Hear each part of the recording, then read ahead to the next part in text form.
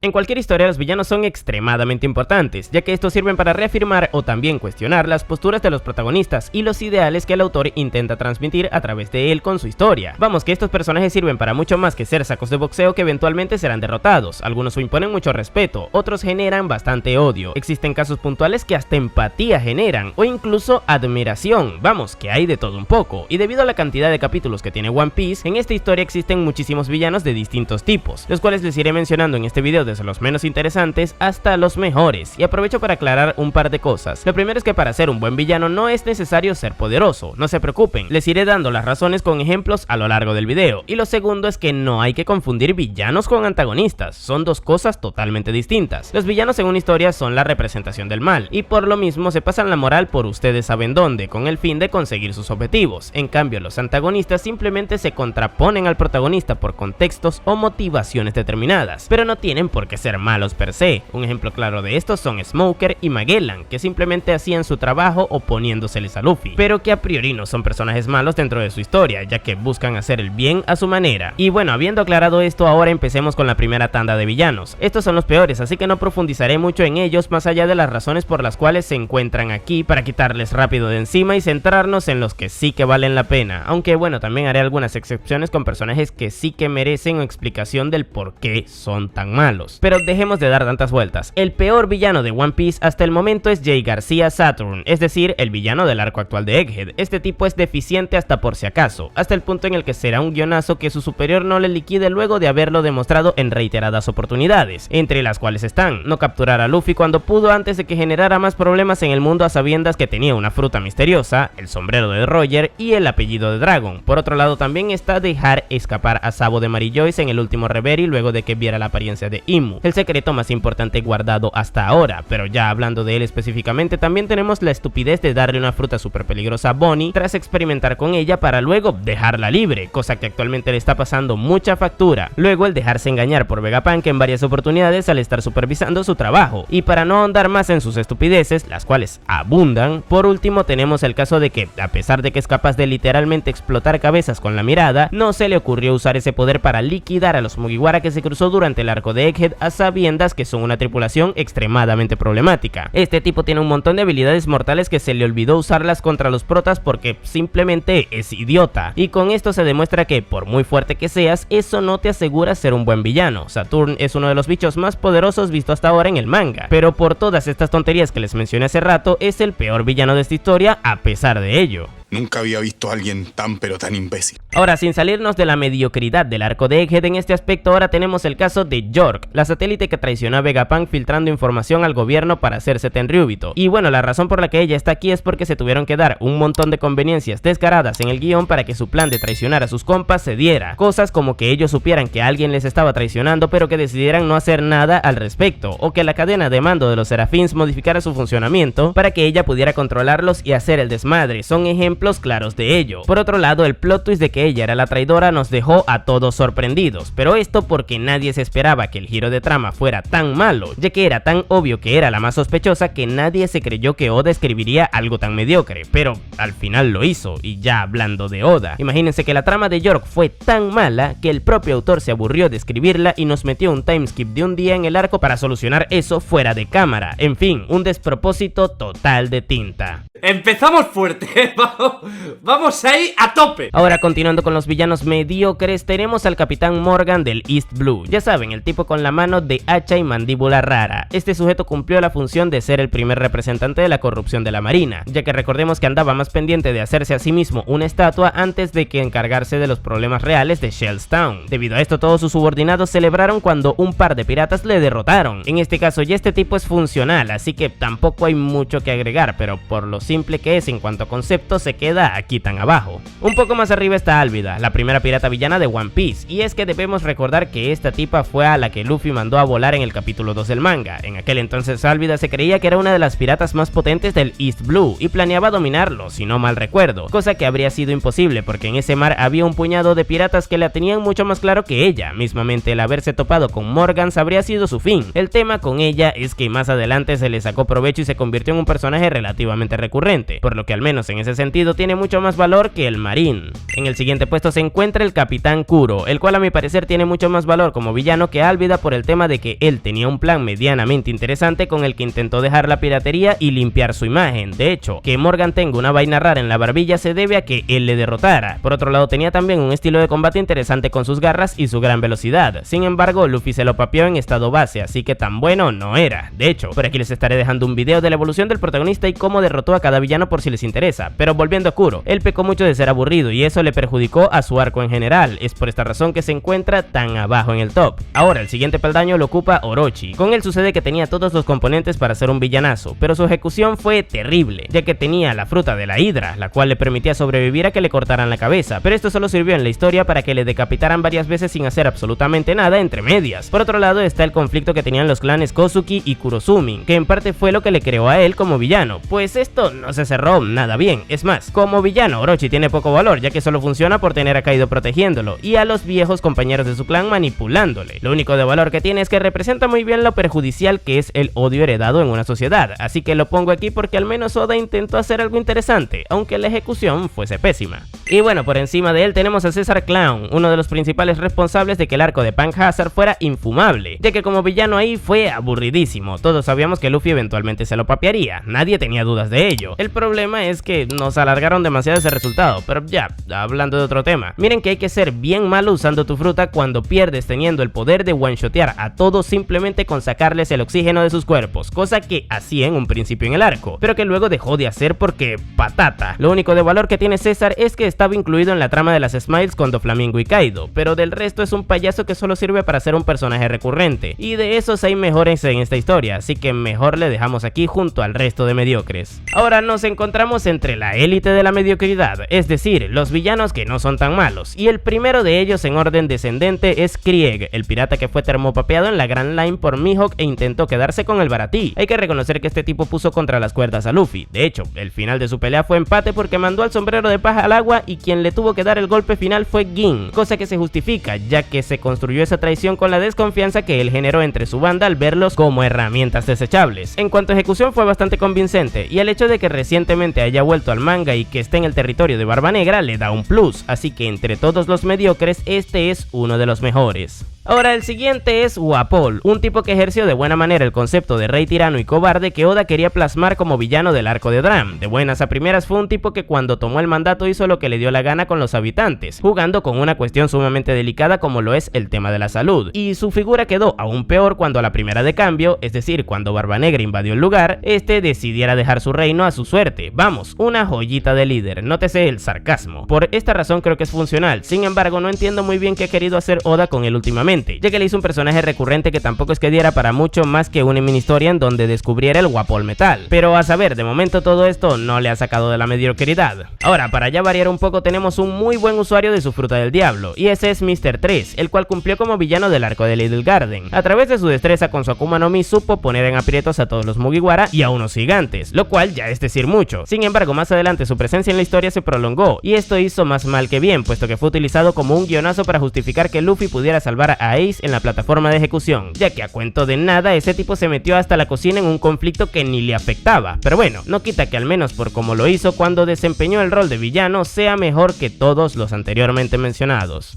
Y por último, para cerrar esta etapa mediocre de los villanos, tenemos a Gecko Moria, un tipo con el que Oda nos quiso plasmar el concepto de la dejadez y de la depresión. ¿Que Moria como villano es deficiente? Sí. ¿Que está en decadencia con respecto a la época en donde peleó contra Kaido? También. ¿Que perdió por culpa de su propia estupidez? Efectivamente, todo eso es cierto, pero en parte es lo que buscaba transmitir el autor con ese sujeto, ya que Moria era un tipo totalmente traumatizado por haber sido derrotado en el pasado por Kaido. Esto le dejó como resultado que la mayoría de sus Nakama fueran exterminados, y evidentemente de ese golpe tan duro no se pudo recuperar. No obstante, es un usuario de fruta resaltante y como villano mínimamente cumplió, así que lo dejamos como el mejor mediocre del top porque tampoco lo hizo tan mal tomando en cuenta que literalmente querían plasmar con él a un fracasado. Y ahora empezamos a hablar de palabras mayores, muchachos, puesto que la siguiente parte del top ya está siendo ocupada por villanos que no nos dejan indiferentes y de los cuales se pueden sacar cosas interesantes, pero que siguen teniendo fallas que no les hacen ser los mejores. Y para abrir este melón está Imusama, el supuesto villano final de One Piece. ¡Oh, my God! Y verán, sé que muchos ya estarán molestos por lo bajo que está en el top, pero les explico, aquí no se está está juzgando la fuerza del villano, sino más bien que ejerzan su rol de forma correcta, y lamentablemente el caso de Imu de momento no es ese, ya que a pesar de que ha aparecido tan poco, ha dejado mucho que desear, puesto que su omisión ante muchas situaciones da a entender o que es un idiota, o que se rodea de gente extremada deficiente, o que directamente tiene la realidad totalmente alterada de lo soberbio que es, y todas estas razones le hacen ser un idiota a consecuencia. Pero veamos, Imu actualmente es el personaje que maneja toda la información del siglo vacío, y a pesar de ello permitió que un loquito con el sombrero de paja de Roger, una D en su nombre y la fruta del destino hiciera lo que quisiera a lo largo de 2 años en la piratería. Por otro lado, también tenemos el caso de que con un arma de destrucción masiva destruye reinos, no se dignó a usarla durante el conflicto de Wano, para asegurarse de eliminar a dicho muchacho luego de que despertase esa fruta del destino. Y luego tenemos el caso de que, a pesar de que haya estado durante centenares de años escondiendo su presencia ante el mundo, haya dejado que se escape un revolucionario tras haber descubierto su secreto, y también que se escapara Guapol, que es un villano mediocre del que habíamos hablado antes. Además, esto empeora cuando tenemos presente que probablemente sea el personaje más poderoso de la actualidad, y no hizo nada para evitar que se escaparan con esa información, porque un señor en silla de ruedas se le puso en el medio para detenerlo. Sí. Ahora, por aquí les estaré dejando un video en donde hablé de todos los niveles de poder de los integrantes más resaltantes del gobierno mundial por si les interesa, pero volviendo a Imu, definitivamente este tipo tiene que ser arreglado, pero como le tengo fe a esta historia, quiero creer que ese será el caso, razón por la que le dejaré por aquí como el peor de esta tier hasta que se demuestre lo contrario. Este es tonto. Señoras y señores, este tío es imbécil.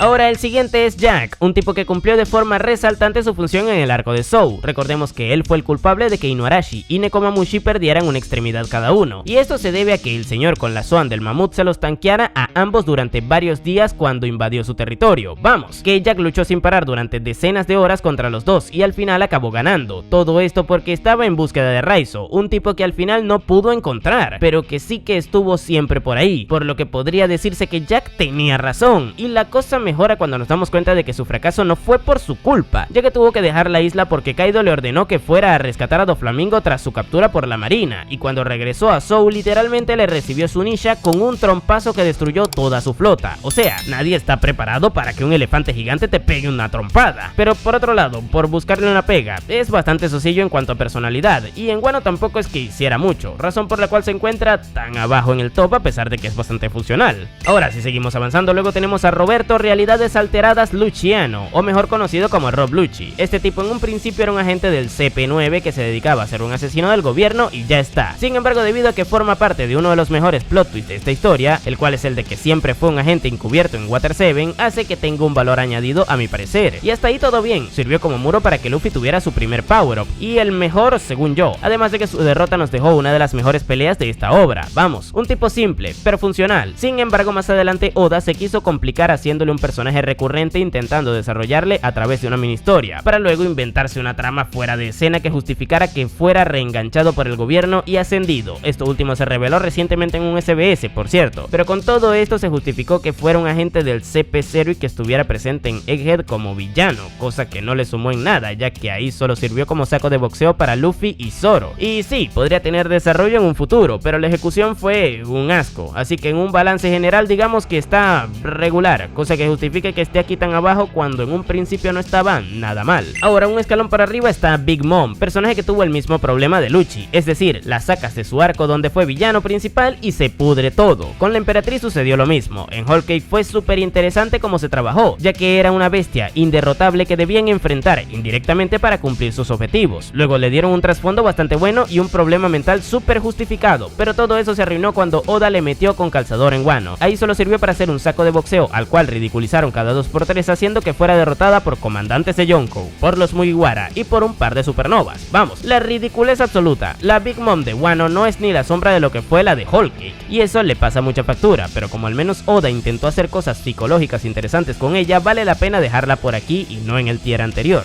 ¡Me explotaron! Yo creo que es un dato que todos estamos claros. A partir de este momento empiezan a haber cositas más interesantes, y para demostrarlo el siguiente puesto del top lo ocupa Spandam, el villano de Enies Lobby. Este tipo representa el nepotismo dentro del gobierno mundial, que básicamente es que le den el puesto a alguien porque es familiar de, y la verdad es que Oda acertó muchísimo con él al plantearlo de esa manera, ya que es torpe, idiota, deficiente, inexperto, prepotente y egocéntrico, todas estas características que tienen mayoritariamente los que ocupan un puesto gracias al nepotismo. Es por esta razón que no puedo culpar a Oda por hacerlo así, ya que el concepto del mismo personaje le hace ser un mal villano, y por ello es mejor villano que Big Mom, ya que al menos él sí es funcional, al menos en cuanto a lo que intentaba transmitir el autor, claro está. No me gusta que me estén preguntando vaina, me pongo histérico cuando me preguntan vaina. Compay, devuélvame a Robin. Pero pregúntale a él. Y les juro que poner en este lugar a Jody Jones me duele, pero no porque sea malo, sino porque conceptualmente es excelente. Literalmente, si solo nos regimos por este aspecto, este tipo sería el mejor villano de One Piece, ya que representa la ignorancia absoluta de las personas que tienen un odio irracional arraigado que heredaron producto al contexto. Verán, Jody no tenía razones para odiar a los humanos, pero lo hacía simplemente porque se crió en un entorno donde sí que lo hacían. Esto hizo que creciera con la cabeza seteada de esa manera, y cuando se encontró con alguien que iba en contra de sus creencias, pues se convirtió en villano liquidándole. A día de hoy en el mundo real existen un montón de conflictos entre colectivos que heredan odios de sus predecesores, y quien tenga más dedos de frente y sepa en el mundo en el que vive sabrá de lo que estoy hablando. Eso hace que Jody sea sublime. Sin embargo, al momento de ejercer su maldad dentro de la historia, fue un idiota disfuncional que se dejó papear por Zoro bien temprano, perdiendo así el respeto que le podríamos llegar a tener, y eso en parte hizo que su arco fuera infumable, así que lamentablemente lo tendré que dejar bien abajo en el top.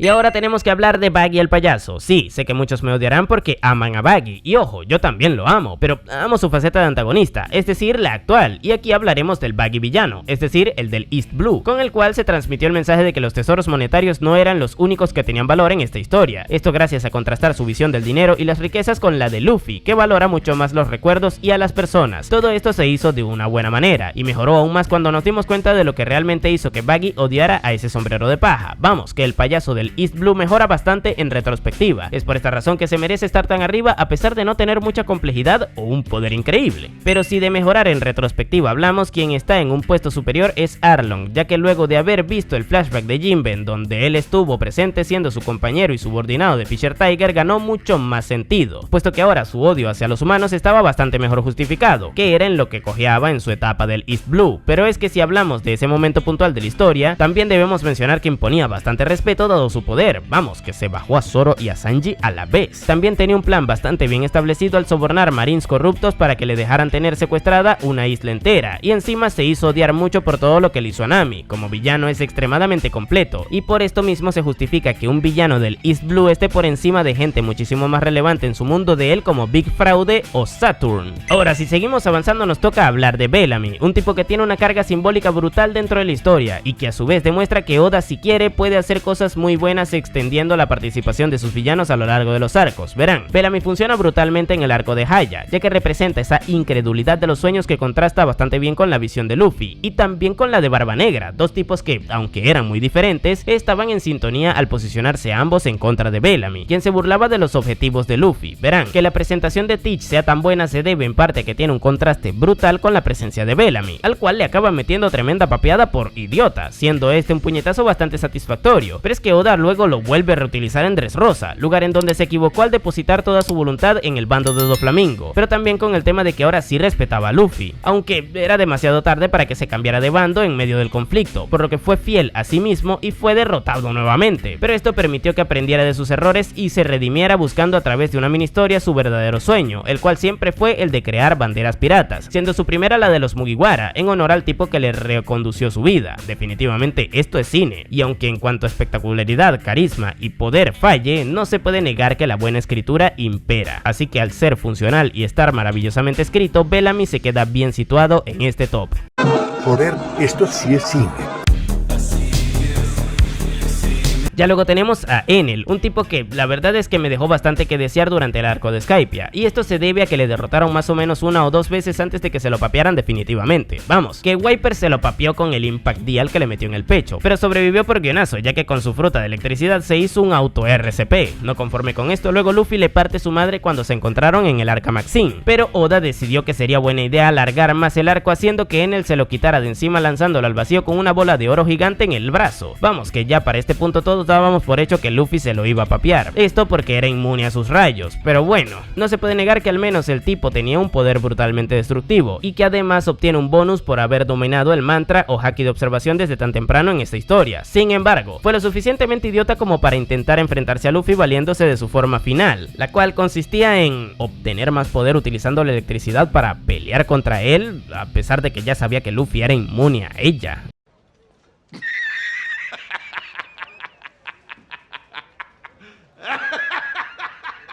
En fin, a día de hoy, tras ser papeado, tiene una trama abierta en la luna, la cual nos dejó bastante información interesante a través de una mini historia, por lo que en un balance general yo diría que Enel está bastante bien. Ahora tenemos en un puesto más arriba al rey de las bestias, Kaido. Hasta el momento este bicho ha sido el villano más poderoso al que se ha enfrentado la banda, y esto se refleja en la potencia extrema que tiene el personaje al momento de atacar, y también con la resistencia increíble que tuvo y que demostró al momento de enfrentarse a casi todos los personajes más poderosos de la alianza de piratas que invadió Onigashima. Vamos, que incluso liquidó a Luffy técnicamente en varias oportunidades, obligándolo a tener que obtener 3 power-ups en el mismo arco para que le pudieran derrotar, además de requerir de la ayuda de un montón de gente, cabe resaltar. En pocas palabras, en cuanto a poder, Kaido no decepcionó, y de hecho hablé de esto en este video donde analizo los niveles de poder de todos los Yonkou. Lo dejaré por aquí por si les interesa, pero volviendo a Kaido, en cuanto a su historia, sí que lo hizo, ya que fue una bastante simple en comparación a la de Big Mom, por ejemplo, y que además se sentía incompleta. No obstante, esto último se debe a que buena parte de su vida estuvo entre los piratas Rocks, y ya ustedes saben cómo se pone Oda con el tema de las revelaciones. Mientras menos haga, más puede alargar su manga, y por ende, más dinerito puede obtener. Dicho esto, a mi parecer Kaido tenía una tripulación súper buena basada en el concepto de la meritocracia llevada al extremo tóxico, y eso se plasmó de buena manera, por lo que a escalas generales no me parece un mal villano. Eso sí, es bastante soso, no se los voy a negar, y también vende humo por ser la criatura más poderosa que no mató ni a una mosca en la guerra, pero bueno, no está tan mal en cuanto a estándares de One Piece respecta. Yo cambié un poquito, pero eso no es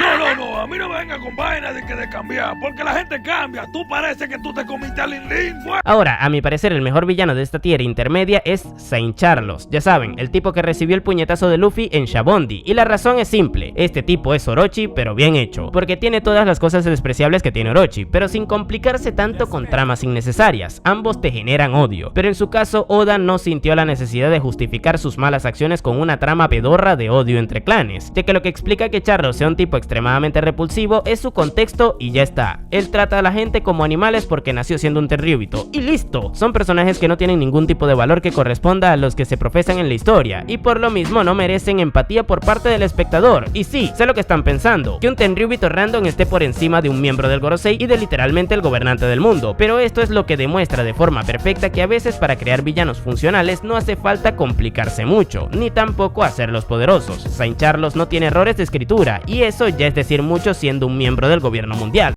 Así que comience la aventura. Pero bueno, ya entramos en la cúspide de la maldad, es decir, aquí veremos a literalmente los mejores villanos de One Piece, y sé que podrá haber sido duro llegar hasta aquí luego de tanta magroña, pero la espera valió la pena, puesto que en el puesto número 4 se encuentra Crocodile, un tipo que desde los primeros 200 capítulos de la historia ya se encontraba buscando una maldita arma ancestral, y para esto creó un plan valiéndose de su antiguo puesto de Shichibukai para establecer una organización clandestina de cazadores de recompensas que trabajaban para él, a los que les ordenaba hacer ciertos trabajos que perjudicaban a la figura del rey de Arabasta, cosa que acabó desatando una guerra civil en donde él, en un principio, tenía una figura impoluta. Vamos, que este tipo como villano fue genial. Además de ello, cabe resaltar que fue el primero en derrotar en varias oportunidades a Luffy en el mismo arco. Definitivamente Crocodile es buenísimo, eso sí, tiene como contra el defecto de que se confió demasiado y que no se aprovechara de su dominio magistral de su fruta para liquidar al protagonista, así como también que su nivel de poder envejeció bastante mal, haciendo parecer hasta un guionazo que el mismo tipo que se peleara contra Doflamingo y Mihawk en Marineford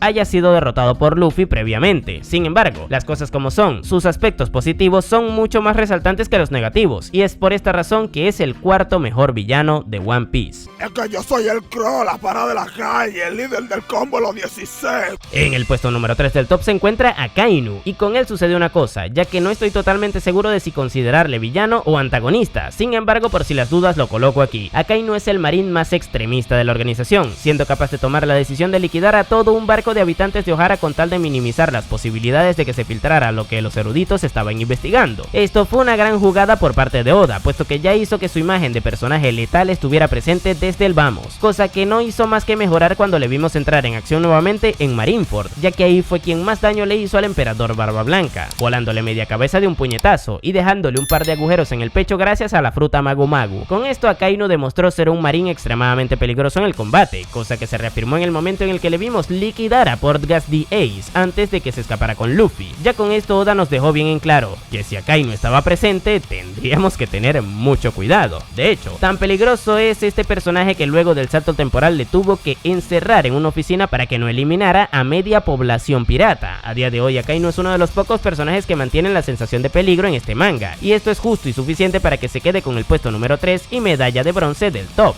¡Muchacho el diablo! ¡Respeta la autoridad! ¡Muchacho el diablo! Ahora si seguimos avanzando tenemos a la gran promesa, Marshall D. Teach o Barba Negra para los panitas. Este tipo actualmente es el principal responsable del acontecimiento más importante de la historia moderna de este manga, puesto que recordemos que él fue el villano de la trama de Ace, la cual se desarrolló luego de que el gordito liquidara a uno de sus compas para robarle la fruta Yami Yami. Ahí hay que darle un punto como traicionero. Eventualmente se acabó cruzando con Ace y le metió una papeada galáctica, cosa que dejó como resultado que el usuario de la Mera Mera acabara preso en Impel Down, y a Teach como el Chichibukai sustituto de Crocodile. Luego aprovechó ese título para meterse en Impel Down y reforzar su tripulación con los presos más dementes del lugar. Punto ahí por planificador. Y por último esta trama concluyó con Teach llegando a Marineford y liquidando a Barba Blanca para quitarle su fruta y posteriormente su puesto de Yonko. Definitivamente este tipo es increíble. Ahora, actualmente Teach de vez en cuando se mueve y hace cosas estando establecido como Yonko. De hecho, recientemente en Egghead se apoderó de los Poneglyphs de Trafalgar Law, también de Pudding, una posible lectora de los mismos. Por otro lado, también de Garp como rehén luego de que su banda se lo papeara en Hachinosu, y de la capacidad de hacerse pasar por un miembro del Gorosei gracias a la habilidad de una de sus subordinadas. Definitivamente Marshall D. Teach es un villanazo de los pocos que siguen generando peligro en la historia, y todas estas razones son suficientes para que se quede con el puesto número 2 y medalla de plata del top.